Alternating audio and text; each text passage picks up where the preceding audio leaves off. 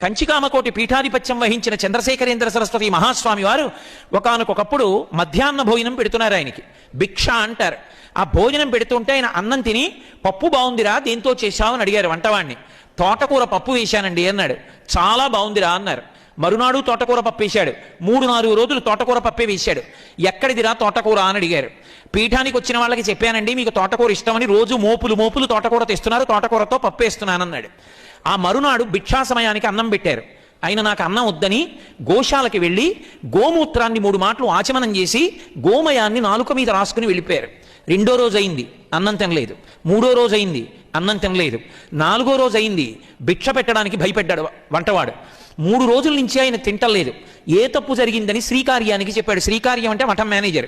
ఆయన వెళ్ళి నమస్కారం పెట్టి, అయ్యా ఏదో తప్పు జరిగింది, 3 రోజులుగా మీరు భిక్ష తీసుకోవట్లేదు. ఆ సమయానికి గోశాలలోకి వెళ్ళి గోమూత్రాన్ని ఆచమనం చేస్తున్నారు, గోమయాన్ని నాలుక మీద రాసుకుంటున్నారు, ఆవు పేడ. ఏదో తప్పు జరిగింది, ఏం జరిగిందని అడిగాడు. తప్పు వంటవాడిది కాదు, కంచికామకోటి మఠానికి పీఠాధిపత్యం వహిస్తూ ఎక్కడికైనా నేను వెడితే శంకరాచార్యుల వారు వస్తున్నారంటారు. శంకరాచార్యుల వారి పేరు చెప్పుకుని బ్రతకవలసిన వాణ్ణి, కాషాయం కట్టుకుని అన్నీ విడిచిపెట్టి దేనికి లొంగకుండా ఉండవలసిన వాణ్ణి, తోటకూర పప్పు బాగుంది అని రుచికి లొంగిపోయాను. ఆ మాట అన్నాను కాబట్టి వాడు రోజు తోటకూర పప్పు పెడుతున్నాడు.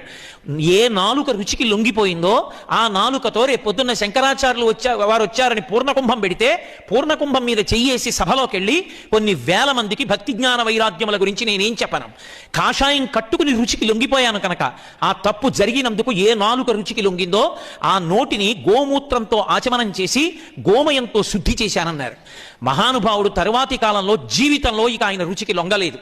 కమిట్మెంట్ అంటే కమిట్మెంటే.